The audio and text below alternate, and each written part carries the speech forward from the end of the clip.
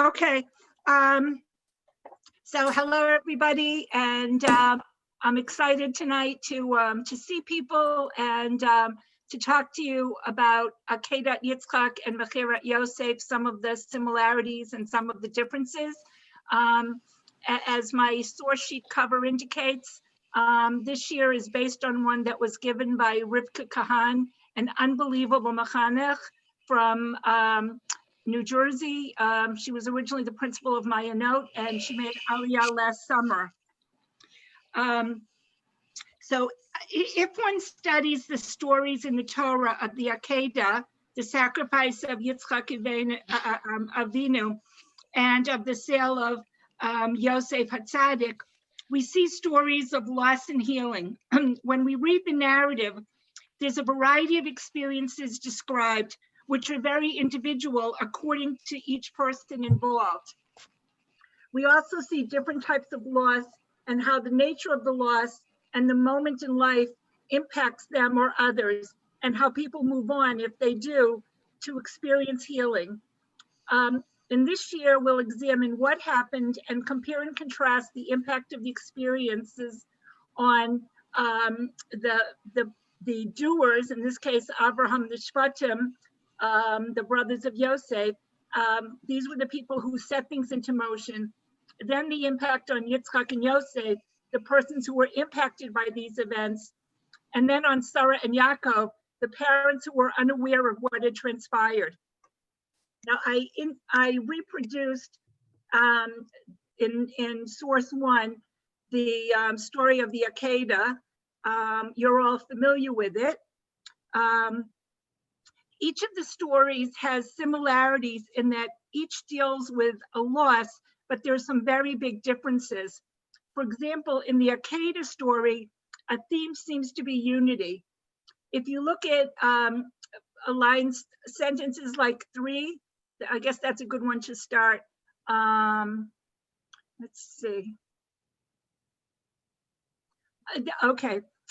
If you look at 3, Abraham rose early, saddled his donkey, and took 2 of his young men with him, and Isaac his son. He split the wood for the burnt offering and rose up and went to the place of which Hashem had told him. So everyone is going together to Har Moriah to serve Hashem together. In contrast, in the sale of Yosef, there's no unity. In the story of the Akedah, the name of Hashem appears constantly. We see him often, and it's clear that what is occurring is work and actions for Hashem. In the story of Mechirat Yosef, there's no mention of Hashem, and no one is acting with an eye toward Hashem. In the Akedah story, as the participants climb toward Har Moriah, they are climbing higher and higher. But in the story of the sale, Yosef is thrown into a pit, going down, digging a metaphorical grave. When we examine them, when we compare them examining loss, we're looking at the trauma of potential death, both for Yitzchak Avinu and for Yosef Hatzadik. These 2 stories are 2 of the most traumatic narratives in the Tanakh, yet no one actually dies. Nonetheless, the feeling of potential loss is so frightening as to be almost overwhelming. Now, if we look at the 2 stories and compare them, both fathers, Avraham and Yaakov, faced the loss of their child. Sarah, who faced that loss and had no control over it, died. Yaakov Avinu, who also suffered the loss of his favorite son and had no control over it, suffered a sort of living death. In the Akedah, Abraham chose to listen to Hashem. In the sale of Yosef, the brothers, especially Yehuda, make their own choice to sell their brother. In each story, the person going through the experience, Yitzchak and Yosef, had no choice in the matter. Consider what the Akedah represented to Avraham Avinu. It had to be one of the most existential crises of his life, if not the most existential crisis. Until now, everything he had done was based on a belief in Hashem. Abraham had been told his progeny would continue. Now he was being asked to do something incomprehensible, such that his entire belief system was being challenged. In Parshat Lech Lecha, Abraham was commanded to leave his land, his birthplace, his family, In other words, to leave his past and to sever himself from his past life. He's on a trajectory created by Hashem, and now he's being asked again to Lech Lecha, to go and willingly sacrifice his son. We know that Abraham Avinu was prepared to sacrifice his beloved son. The Rav, Rabbi Yosef Soloveitchik Zatzal, said that these two Lech Lecha are bookends to the life of Abraham Avinu. Now, source 2 was just the story of the sale of Yosef. Everybody, I assume, knows what happened in that story. So I want to go to source 3, which is what is it? This happens to me all the time. Move the screen. Move the screen. and source 3 is an excerpt from Abraham's Oh journey. no, I got it. Can you call him and tell him I got it? Somebody needs to mute. An excerpt from Abraham's journey, which was written by the Rav. And tell him that. So, is there somebody who would like to read? Gila, can you read from Abraham's journey, source 3? You need to unmute. You're muted. Correct. Of course, the idea of sacrifice is a cornerstone of Judaism, and the Akedah has inevitably introduced sacrificial action as a part of our historical drama. Yet, as we have said, the drama of the Akedah is multi-semantic, lending itself to many interpretations. God demands that man bring the supreme sacrifice, but the fashion in which the challenge is met is for man to determine. There are two ways in which the total sacrifice is implemented, the physical and the experiential. The choice of method is up to man. The need for sacrifice was established as an iron law in Jewish history. However, whether man should sacrifice on a physical altar atop some mountain, the way God summoned Abraham to do, or in the recesses of his personality, is man's privilege to determine. God wills man to choose the altar and the sacrifice. Keep reading. Yes, please. Abraham implemented the sacrifice of Isaac not on Mount Moriah, but in the depths of his heart. He gave up Isaac the very instant God addressed himself to him and asked him to return his most precious possession to its legitimate master and owner. Immediately, with no arguing or pleading, Abraham surrendered Isaac. He gave him up as soon as the command, quote, and offer him there as burnt offering, unquote, was issued. Inwardly, the sacrificial act was consummated at once. Isaac no longer belonged to Abraham. Isaac was dead as far as Abraham was concerned. It's a pretty powerful statement. So according to the Rav, Abraham Avinu sacrificed Yitzchak in his heart and underwent the emotional experience of total loss. So I'd like to look briefly at sources 4 and 5, which are also by the Rav. So is there anybody else who'd like to read? I can have Gila keep going. I don't know if anybody else would like to read. Brian, do you want to read?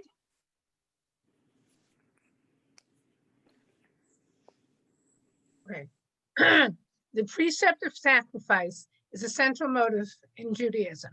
And to live in accord with God's will is identical with living a sacrificial life. To act morally is synonymous with sacrificial action. What did man bring as an offering? What was man called upon to sacrifice? Judaism gave a straightforward answer to this basic theological and ethical question. Man must offer everything he possesses. Nothing is to be spared and nothing is saved for man. The logic of this answer is self-evident. Since there is nothing within reach of man which he does not have in trust for and from God. Yeah, should be. Yeah, I'm sorry. There is nothing from whose return to God would not be considered a hallowed sacrificial service. And Fran, can you keep going with from the emergence of ethical man, please? When reading the Torah's account of the Akedah, we marvel at Abraham's sedatedness, complacency, and peace of mind. The enormity of his feat was demonstrated not in his actual compliance with divine order, but in the manner in which he behaved in the face of this most puzzling divine command. Abraham seemingly did not even realize the absurdity of the divine order, which effectively canceled all previous promises and covenants. Naively, almost irrationally, he perceived the demand as somehow compatible with the eternal covenant. By acting this way, Abraham unconsciously relieved his tension and reconciled himself with God. Faith represents this peculiar attitude of leading a life fraught with realities which contradict the very ideal for which the faithful suffer, believing in the covenant notwithstanding all crises and retreats.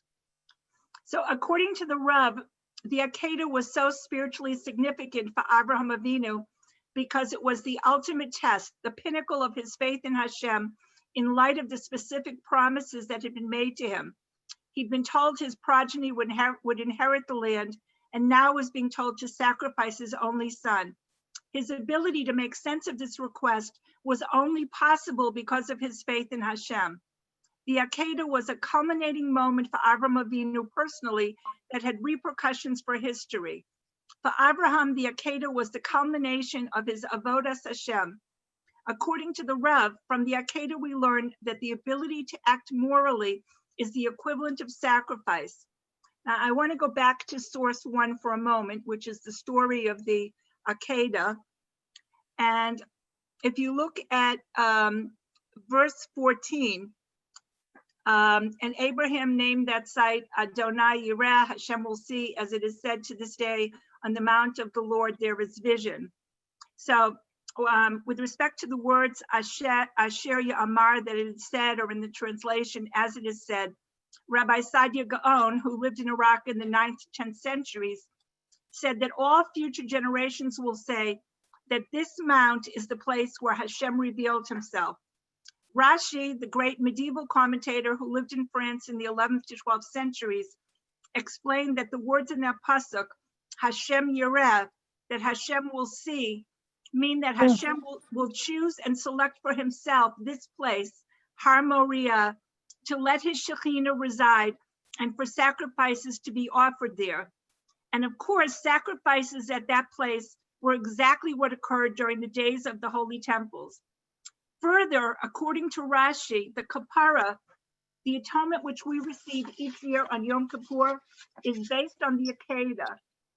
As Hashem sees in each generation the ashes of the Akedah, which serve as a means of our atonement. Also, in Breshit, if we look in the 4th sentence, on the 3rd day, Abraham lifted up his eyes and saw the place far off. We see that Avraham Avinu saw Har Moriah on the 3rd day. If we look at source 6, which I'll bring for you, we see that there are many examples on which the 3rd day was significant. On the 3rd day, Yosef freed his brothers from jail. Yonah was in the belly of the fish for 3 days. On the 3rd day, Esther dressed and went to Achashverosh. On the 3rd day, HaKadosh Baruch Hu came down to Har Sinai, and the revelation began. The 3rd day in Tanakh is often a time when a level of elevation is reached. All of these moments in Jewish history are connected because we are given the ability to achieve greatness on the 3rd day, either because of the revelation at Har Sinai or because of what occurred when Abraham reached Har Moriah. Now, just as an aside, you may be aware already that 3 is a significant number because we speak of the Chut HaMshulach, the 3 strings that are tied together, which have greater strength than that which is bound with only 2 strings. And just coincidentally, the number 3 also repeats in folklore. For example, the 3 little pigs or the 3 billy goats gruff. Now, if we look at the story of Mechirat Yosef, which is back in source 2, and let's think about how much knowledge each person had in this incident. Yehuda is the one who seems to have had the most knowledge. I'll go down to where they, if you look here, like Pasuk 18, the brothers saw him far off and they conspired to kill him. They said, oh, here comes the dreamer, let's kill him. We'll throw him into one of the pits and we'll say an evil animal devoured him, and so much for his dreams. Reuben hears it and stops them, says, let's not take his life, shed no blood, throw him into a pit, but don't lay a hand on him, with the intention of drawing him out later and restoring him to his father. Yehuda, down at the bottom of the page in Pasuk 26, he says to his brothers, let's not kill him and conceal his blood. Let's sell him and let's not our hand be on him, because he's our brother, our flesh. His brothers listen to him and they sell Yosef to the merchants. So Yehuda is the one who seems to have had the most knowledge and the most sway, but he is not elevated in this incident. On the contrary, he seems to go down morally, but this incident becomes a moment that prompts a lot of growth for him. Now, what about the other brothers? From their point of view, they were doing Hashem's work. I'm sure you've all heard that the brothers got together, and there are some Meforshim that talk about the brothers assembled and had a Beit Din and so forth. The brothers don't know Yosef. They see him as evil and as a bad influence. In the family pattern, he was always seen as the bad brother, the dreamer, the troublemaker. The brothers view Yosef as a Baal Gaiva, as arrogant. From their perspective, they are doing something moral by removing this evil person from their family. They only realize that their decision was not correct when they see Yaakov's pain. What's interesting is that Yitzchak had favored Esav, which must have frustrated Yaakov Avinu, and yet Yaakov himself favored Yosef.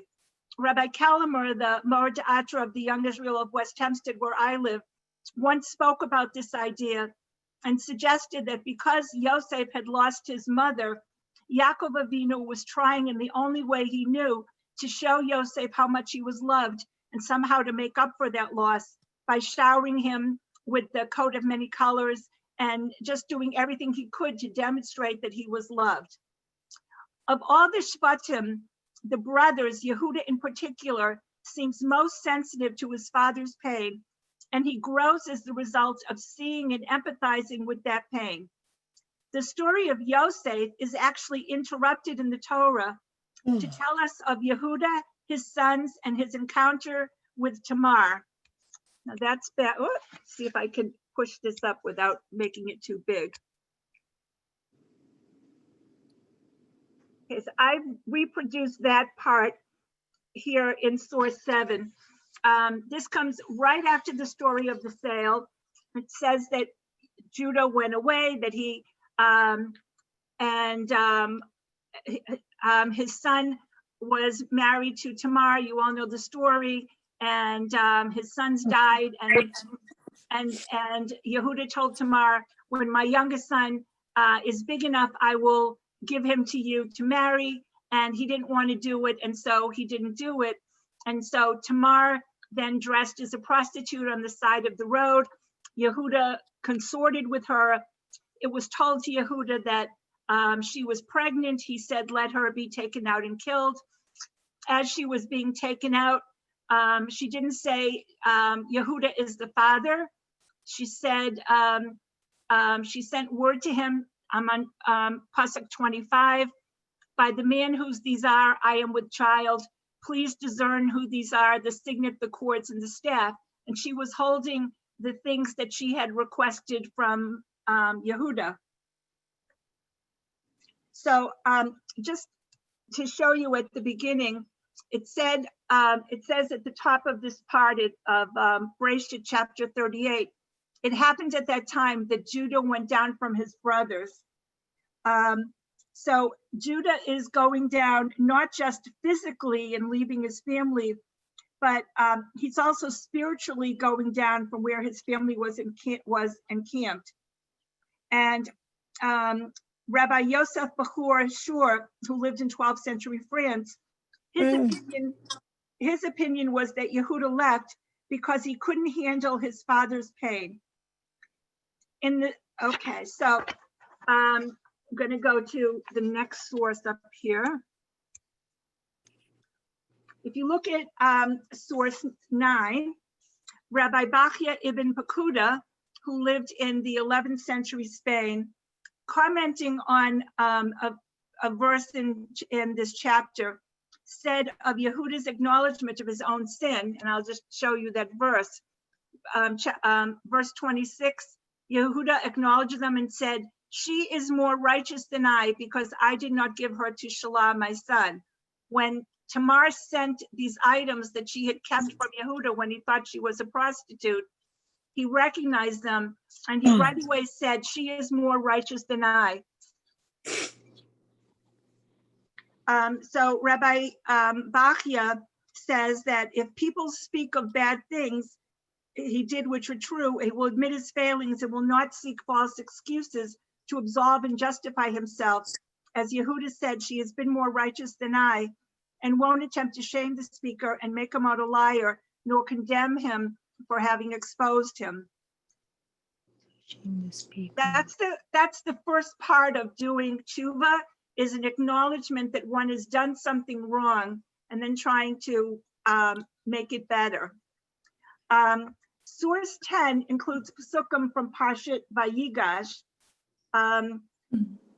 Just to, again, I assume that everybody knows the story. This is when Yosef tells the brothers that he's going to keep Binyamin because Binyamin had allegedly stolen his cup, and Judah approaches him and says, "Don't take him, it'll kill my father, and I will be a slave to you forever in his place." Yehuda is able to say to Yosef that Binyamin was a child born to Yaakov in his old age, and that Yaakov Avinu loves Binyamin greatly. He acknowledges the special relationship between Yaakov and Binyamin without bitterness. Yehuda tells Yosef he cannot possibly return to Yaakov without Binyamin, as it would kill his father from sorrow. If you look at source 11, is there somebody who'd like to read it, the Ramban? I'll read it. Okay. And Yehuda said, "For how can I go up to my father to let Yosef know that he would choose to be a permanent slave rather than go up to his father without the lad?" Because Yehuda could not see Yaakov's tragedy, because Yaakov would cry always and complain about Yosef all day. And Yehuda mentioned this so that Yosef would not suspect that Yehuda was planning to trick Yosef, because Yehuda knew how to escape better than the lad. So the Rambam comments that Yehuda is telling Yosef, is reassuring Yosef, if you will, that Yehuda would rather be a permanent slave for the rest of his life than return to Yaakov Avinu without Binyamin. And he's reassuring him, I'm not secretly planning to escape. And my only motivation is to prevent the pain that he knows that would be caused to his father if Binyamin did not return with him. If we look at source 12, which is fairly short, Yemei Zikaron by the Rav comments that Yehuda's natural strengths were negative and destructive, and he had to learn self-discipline and exercise great spiritual exertion to become the person he was. The ability to become the person he chose to be became a powerful part of his life and of his life story. And the same holds true for us today. Our ability to choose how we wish to live gives us power. If one looks at the stories of the Akedah and Mechirat Yosef, neither Yitzchak nor Yosef were the primary movers in the stories, although they were the ones who were impacted by these events. For Yitzchak, his father takes him up on Har Moriah, and as far as he knows, he's going to be the sacrifice. That's what Avram Avinu thought until at the last minute he sees the ram. As far as Yosef goes, he's approaching his brothers. He has no idea what's going on, and the next thing he knows, he's in the pit.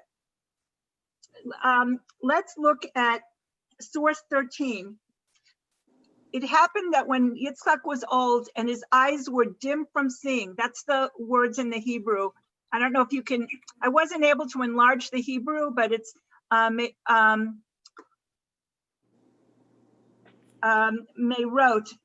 that, Vatechena. yeah, thank you. Vatechena. We see that Yitzchak became blind, and the pasuk says that Yitzchak's eyes became dim, that he was going blind, Meirot, from seeing. And if you look at source 14, the Medrash, Gila, do you want to read that one, please? Okay, and his eyes dimmed from seeing. Another explanation, from seeing, from the strength of that seeing. For at the time that Avraham Avinu bound his son on the altar, the angels cried and tears fell into his eyes, and they were impressed upon his eyes. And when he grew older, his eyes dimmed, as it says, quote, and it was when Yitzchak grew old, etc., unquote. Another explanation, from seeing, from the strength of that seeing, for at the time that Avraham Avinu bound Yitzchak, his son, on the altar, Yitzchak fixed his eyes upon the heavens and looked at the divine presence. So the Chazal focus on the word seeing, Meirot, to suggest that Yitzchak's eyes became dimmed from a particular vision. One idea is that when he was on the altar at the Akedah, the angel's tears fell into his eyes and made him blind as he became older. The other idea is that when he was laying on the altar and looking up, he saw the Shekhinah and his eyes later dimmed as a result of that. If we go back to source 1,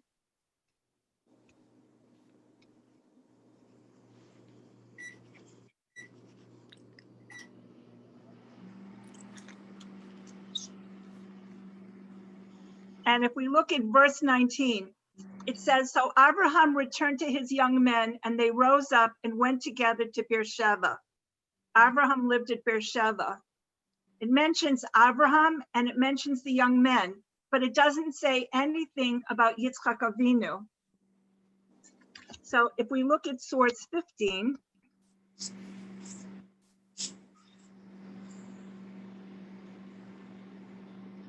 Rabbi Chizkiyahu ben Manoach, who lived in the 13th to 14th centuries in France, his explanation of an Abraham returned to his lads, he says that Yitzchak was hidden in Gan Eden for 3 years, or another explanation is that after the Akedah, Yitzchak went to the yeshiva of Aver to learn Torah.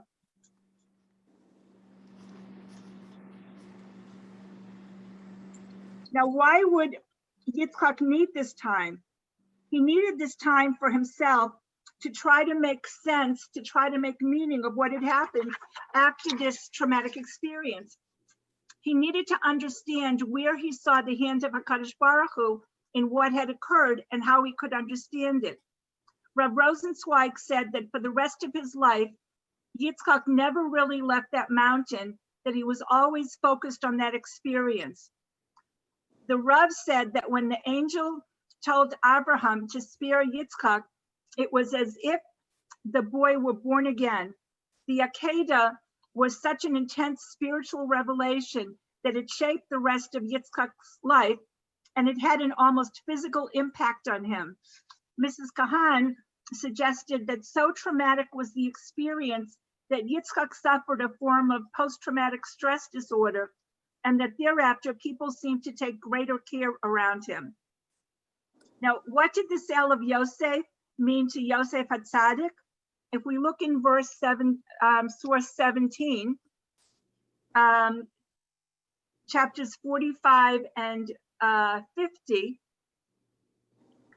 we see in the first section that Yosef has interpreted, we see how Yosef interpreted his sale into slavery. He's undergone a highly traumatic experience, but he tried to move on with his life by marrying, having children, and accustoming himself to Egyptian society. He was ultimately reunited with his brothers and came to understand when his dreams came true that everything was Yad Hashem, the hand of Hashem. He was able to tell his brothers not to be upset or angry with themselves that they had sold him into slavery, because it was really Hashem who had sent them there to be Hashem's agent to sustain the family from famine. Over time, he managed to make meaning of the experience of his sale, and he chose not to focus on why he was in Egypt, but rather how to deal with the fact that he was. In the second section, chapter 50, verses 16 to 20, after the death of Yaakov Avinu, Yosef's brothers fear retribution from him, and they beg Yosef to forgive them. He weeps also, and he asks them, "Am I in place of HaKadosh Baruch Hu?" He tells them not to be afraid, because even though they had intended to do evil to him, Hashem had intended that he be saved so that he could save others. Yosef strives to see the hand of Hashem in the experience of his sale, its immediate aftermath, and what subsequently occurred with the famine, his family, and what he was able to accomplish according to the fulfillment of his prophetic dreams. As a final note, look at source 18, which is part of a commentary by Rabbi Shlomo Ephraim Lunshitz of the 16th to 18th centuries, who lived in Poland and Prague. Rabbi Lunshitz says that Paro never knew that the brothers had tried to harm Yosef, and that they had been thwarted when they did so, because the will of HaKadosh Baruch Hu was otherwise. That's why Paro foolishly planned to destroy the Bnei Yisrael so they wouldn't multiply and become a threat to Mitzrayim, to Egypt, and why he failed in that goal. Because again, HaKadosh Baruch Hu had promised that the Jewish people will multiply, and the word of Hashem always comes to pass. Now, let's examine the stories of the Akedah and Mechirat Yosef from the perspective of Sarah Imenu and Yaakov Avinu, two parents whose children underwent these traumatic experiences. Both Sarah Imenu and Yaakov Avinu were deeply impacted by the events that occurred, and they had no prior knowledge of these events to prepare them to accept what had happened. What did the Akedah mean for Sarah Imenu? Did she know about it? Yitzchak and Abraham got up early in the morning and left, and Sarah died in Hebron, some distance away from Har Moriah in Jerusalem. Is it possible that the Akedah destroyed the family, and it wasn't until Rivka Imenu arrived that Yitzchak was able to be comforted? 3 or 4 midrashim suggest that Sarah had learned of the Akedah and died of the shock of finding out about it. If we look at source 19, Debbie, do you want to read? Okay. Know that it is so. For Yitzchak returned to his mother, and she said to him, "Where were you, my son?" He said, "My father took me and led me up mountains and down valleys, etc." She said, "Woe upon the son of an unfortunate woman. If not for the angel, you would already have been slaughtered."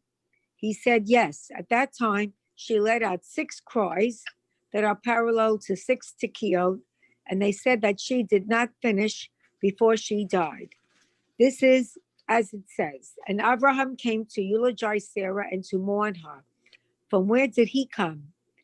Rabbi Yehuda ben Rabbi Simon said he came from Har Moriah.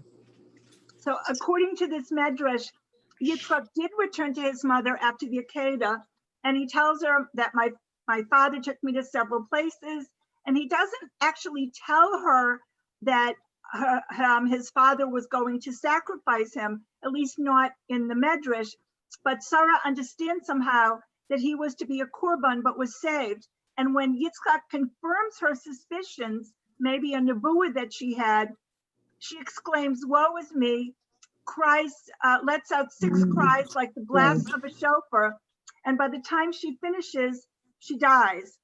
Sarah knows that Yitzchak has survived, but the knowledge alone of what almost happened was so traumatic that according to the Medrash, that knowledge itself caused her to die from apparent shock.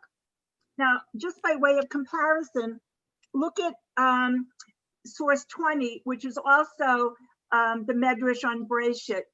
Gila, would you mind reading, please?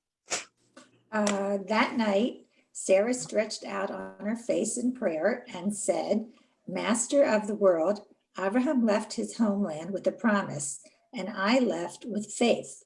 Abraham is outside of the boat, and I am inside the boat. In other words, subject to danger.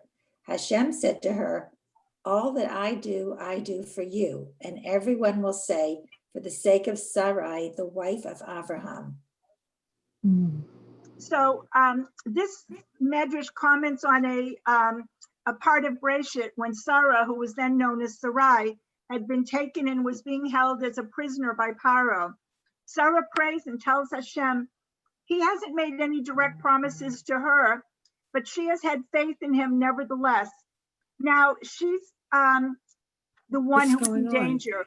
She's directly impacted by what's occurring at this time, and she davens to Hashem, and he tells her that he is acting on her behalf, and that people will say that Hashem did act for her sake. It's interesting because here in this situation where Sarah was facing immediate personal danger, she has knowledge of what's going on, and she has faith in the face of that danger, and she was able to daven and she survived. But when it came to her son Yitzchak and the Akedah, even though she was not in immediate danger, the trauma from hearing of his near-death experience was so overwhelming, and even though she wasn't present or a direct part of it, she couldn't handle it and she passed away. If we look again at the end of chapter 37 of Breshit, which I've reproduced as source 21, after the brothers bring back Yosef's coat, Jacob tears his clothes, puts on sackcloth, and mourns for Yosef Atzadik many days. All of his sons and all his daughters rose up to comfort him, but he refused to be comforted. He said, for I will go down to my son mourning. His father wept for him.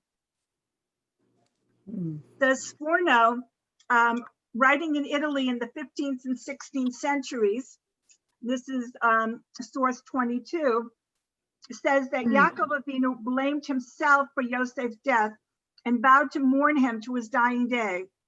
He also says that Yitzchak Avinu heard what happened and wept, and that he grieved for Yaakov's decision to keep mourning, to continue wearing sackcloth, because if one is in mourning, one cannot have any divine revelation. These verses in Breshit are significant also because until then, his sons hadn't fully realized the immorality of their actions or their impact on their father, and they only really began to appreciate the significance of what they had done when they saw their father's reaction and his refusal to be comforted by anyone. The Sforno adds that Yaakov refused to listen to comfort, that he refused to let go of this trauma and felt that it was important to hold on to it. He blames himself for what occurred and refuses to stop mourning to punish himself.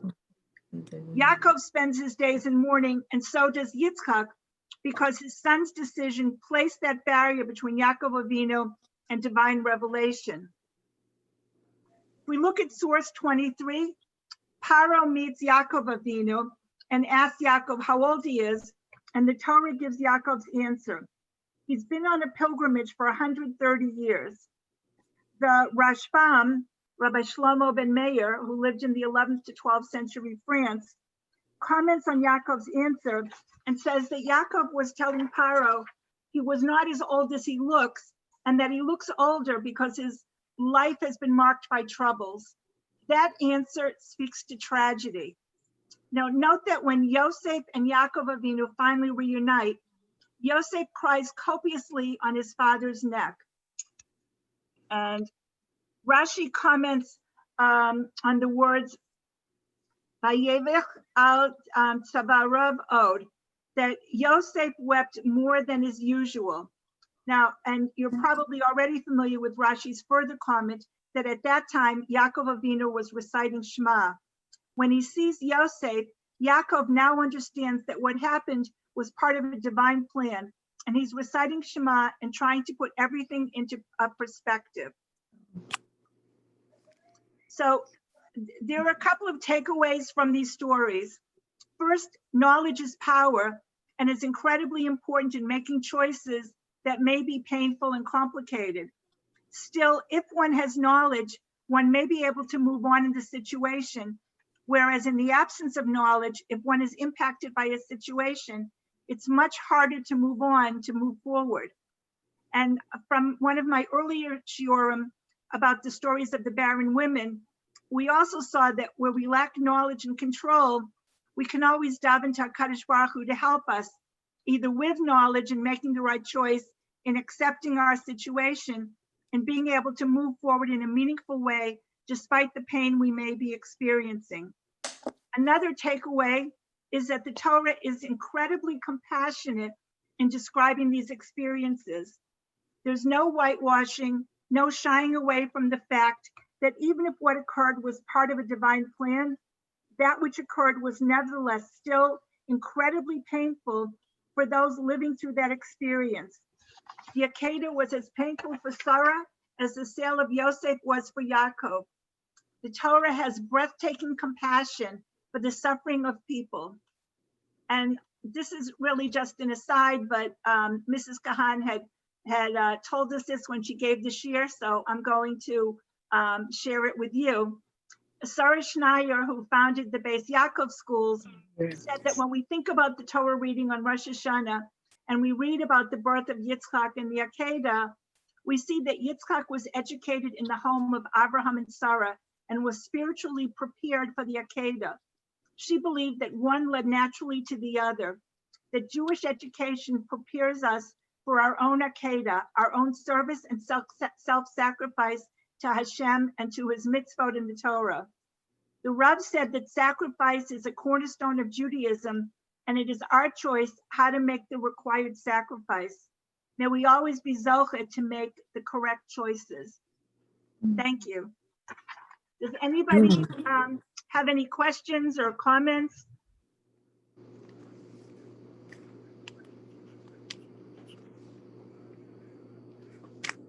No? Robin, there are a few things I never heard before. I'm aware that when Abraham left Har HaMoriah, it's not clear where Yitzchak went. So I never heard that he went to Gan Eden for 3 years. That was in the text, that he either went to Gan Eden for 3 years, or alternatively he went to the yeshiva at Shem Be'ever. Yeah, that's Quite a difference. Quite a difference. right. Right. Yeah, I find the Meforshim and the Midrashim so interesting in terms of, what the rabbis thought about different things, how they interpreted different things. And I can appreciate that after having almost been a human sacrifice, Yitzchak Avinu would definitely need to be able to process everything, right, and decompress and to process everything that occurred to him. How do you, even if he was not sacrificed, how does one understand that one's father has such a high level of faith that even something like this he was willing to do? I don't know how one would process it. So maybe by going to the yeshiva, if that's where he went, it gave him an opportunity to learn Torah and to gain a better perspective. If he went to Gan Eden, I don't know, maybe that was like the ultimate spa or the ultimate vacation. I don't know, like where there would just be so much spiritual and physical healing, although his eyes were still impacted. So whatever healing, it obviously didn't affect him that way. And another thing that struck me that you pointed out, we've all heard about the story of Yosef and the coat and how his father played favorites. And, it's just another perspective that I really never thought about, that maybe his father wasn't really trying to show him that he's his father's favorite. He was trying to be nice to him because his mother died. That's a different perspective. Yeah, it happens that Parshat Vayigash was my son Elliot's bar mitzvah parsha. So I particularly remember Rabbi Kalamer speaking about that aspect of things because it had so much meaning for our family personally. And I also had never thought about why Yaakov Avinu might have favored Yosef. But it certainly gives it a perspective that humanizes Yaakov Avinu, and like also perhaps helps us to understand why he may have blamed himself afterwards. Mhm. Anybody else Okay. have any thoughts? Okay, so my topic next week has to do with Megillat Ruth. And I just finished reviewing it and trying to prepare it. And I think it's just so interesting because it talks about many different aspects of Ruth within the Megillah, her chesed, first of all, the loss and the chesed, and there are some comparisons between Ruth and Rivka Imenu and her chesed in comparison to that of Avraham Avinu. And it looks at her in the historical context, the time of the, as it says in the beginning of the Megillah, the judging of the judges. So I think it's a really fascinating topic for discussion, and I look forward to sharing it with you. And I'm just so happy to be able to give over the learning that I just enjoyed so much from studying at Nishmat. And I want to encourage all of you to learn with Nishmat as well. It's an unbelievable program. I don't know next year if they'll do it only in person or if they'll offer online classes as well. I'm taking now an online class called The World Before Avram Avinu, which is Medrash. It's pretty kind of out there, but it's just really, really fascinating. The teachers they have are phenomenal, and I'm just really thrilled to be able to share what I'm learning with you. So thank you so much for participating. I look forward Thank you. All right, to thank seeing you all you. next week. Take Thank care. you. Thank you, Robin. Thank you. for Thank the you, information. Robin. Pleasure. Bye-bye. Thank you, Rob.